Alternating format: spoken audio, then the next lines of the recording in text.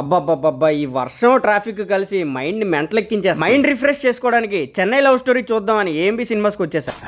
అన్నట్టు చెప్పడం మర్చిపోయా, ఈ మూవీ చూడటం మనం ఫస్ట్ టైం కాదు, second time. 3 hours love story ఒకసారి చూడడమే కష్టం, రెండోసారి ఎలా చూసామనే కదా మీ డౌట్. 2 years బ్యాక్ వచ్చిన కల్ట్ బొమ్మ బేబీ గుర్తుందిగా, యూత్ అందరికి కల్ట్ బొమ్మ ఇచ్చాం. ఆ కల్ట్ బొమ్మ నేను థియేటర్లో 3 times చూసా. సరే ఆ బేబీ కోసం పక్కన పెడితే చెన్నై లవ్ స్టోరీకి సెకండ్ టైం ఎందుకు వచ్చానంటే, ఫస్ట్ థింగ్ వచ్చేసి సాంగ్స్ అండ్ బీజిఎం నాకు చాలా నచ్చాయి. మణి శర్మ గారు ఎరగొట్టేశారు. సెకండ్ ఏంటంటారా, హీరోయిన్ యాక్టింగ్ అసలు ఎక్కడ క్రింజ్ ఫీల్ రాకుండా ప్యూర్ నేచురల్ యాక్టింగ్ చేశారు. నవ్వితేనే కాదు ఏడ్చినా కూడా కొంతమంది అమ్మాయిలు అందంగా ఉంటారని ఈ అమ్మాయిని చూసాకే తెలిసింది.